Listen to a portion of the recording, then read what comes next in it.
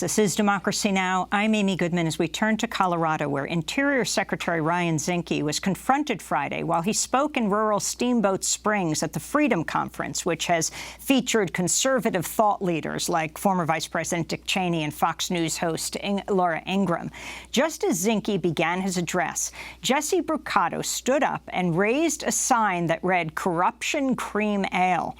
He asked Zinke a series of questions before fellow diners grabbed him from behind and removed him from the room. What's easier, being a former SEAL Team 6 commander or Department of Interior Secretary? Actually, SEAL was a better job than easier. As a SEAL, when people shout at you, I can shoot back. Interior. I'm honored to be in the President's cabinet, but I can tell you with this President, you never sit. But Interior is 12 time zones. We stretch from the Virgin Islands all the way to Palau. Hey, Secretary Zinke, why do you care more about breweries, your own personal brewery, than our public lands? Sit down. Don't touch me, Doctor. Sit down. About our public lands. It's down. rude that you care more about our fossil fuel buddies than our public lands. Everybody has a right to talk. Shut the up and go away. Let's go. Take me out. I'm not fighting. I'm not fighting. After Jesse Brucato was taken out by fellow diners, Zinke continued his speech focused on the management of public lands, but it was not long before Zinke was interrupted again, this time by Sally Holmes, who had more questions for the Interior Secretary. Secretary Zinke, why won't you acknowledge that climate change is causing and accelerating wildfires, even in Route County? Totally not true. Why are you cutting the DOI budget for wildfires?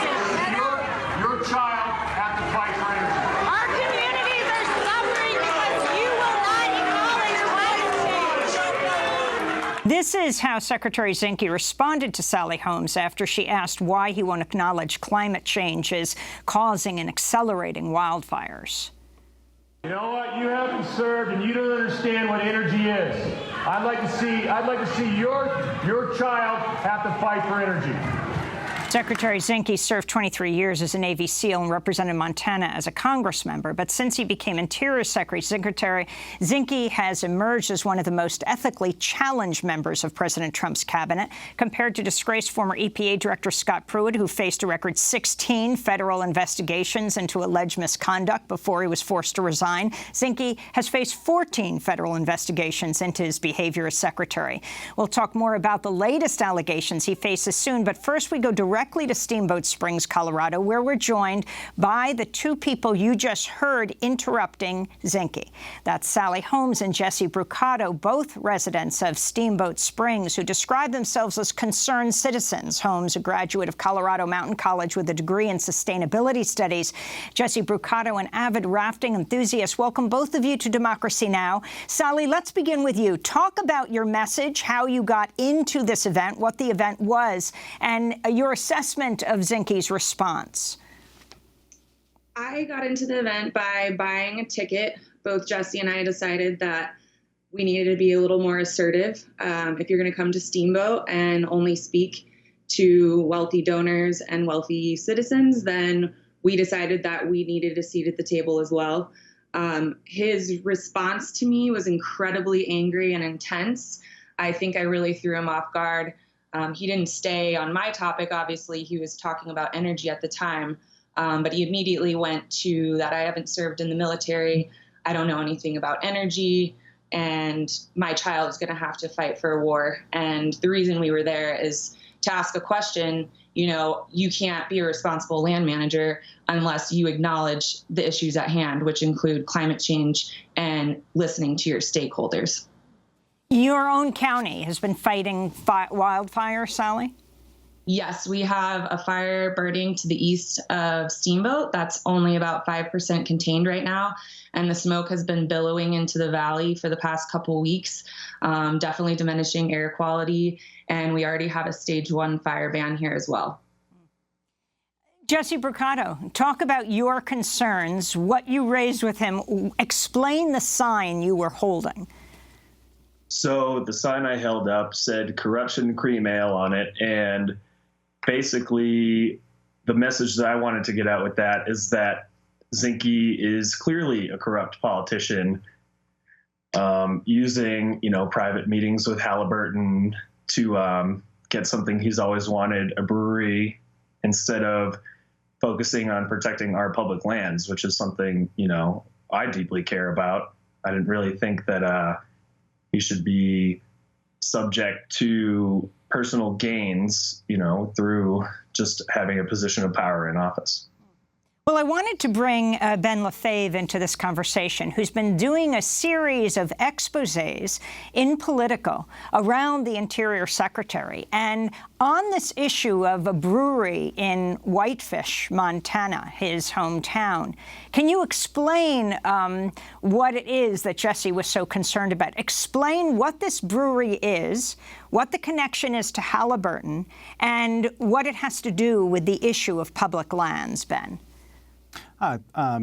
Yeah, a group of developers in Whitefish, Montana, including the Halliburton chairman and until recently the CEO, Dave Lessar, are bankrolling a proposed development that would include a microbrewery the development would be adjacent to a park that the Zinke's own, Ryan Zinke and his family, run through a foundation they set up about a decade ago.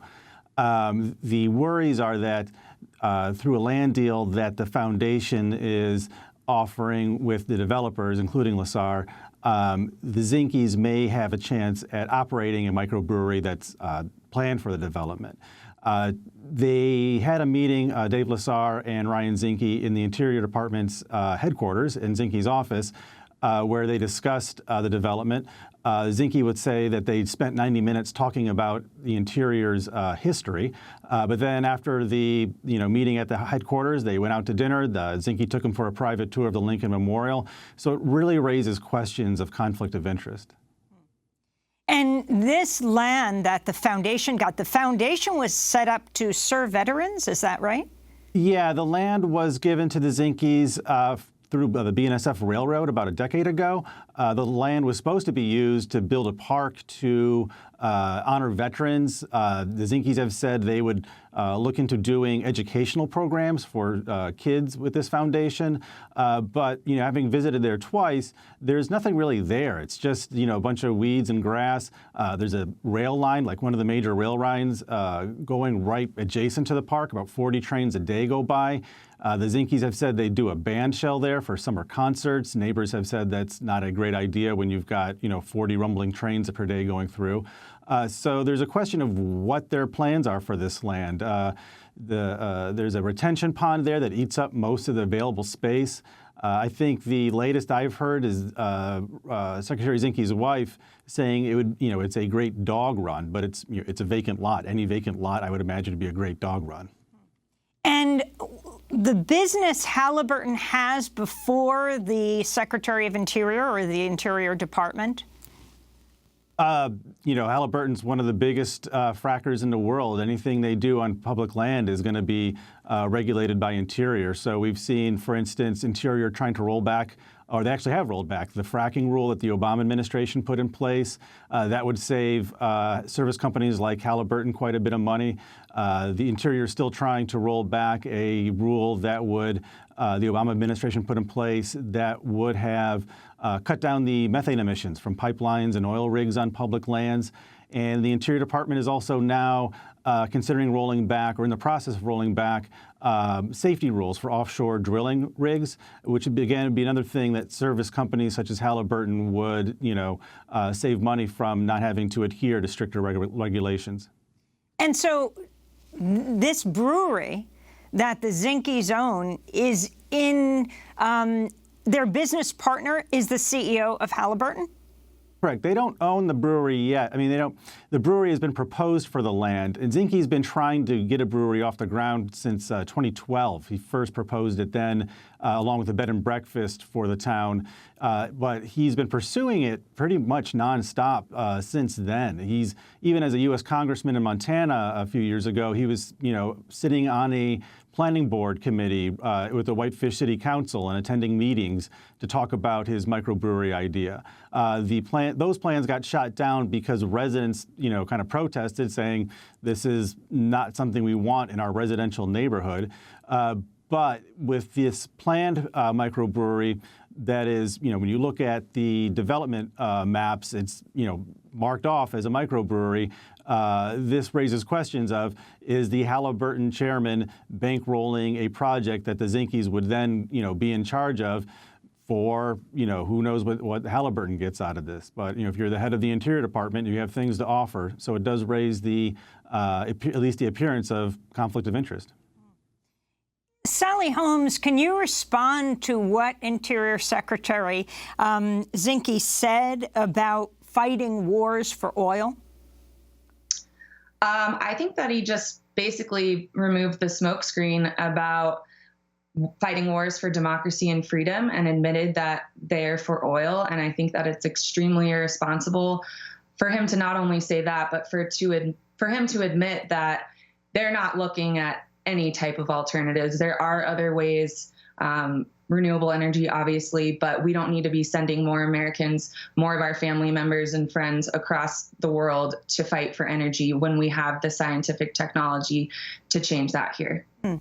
As more than 100 fires rage in the western United States, a number of them in Colorado, Interior Secretary Ryan Zinke wrote an op-ed last week in USA Today about forest management on public lands, saying, quote, "Radical environmentalists would have you believe forest management means clear-cutting forests and national parks, but their rhetoric could not be further from the truth. They make outdated and unscientific arguments void of facts because they cannot defend the merits of their policy preferences year after year as our forests and homes burn to the ground," Zinke wrote.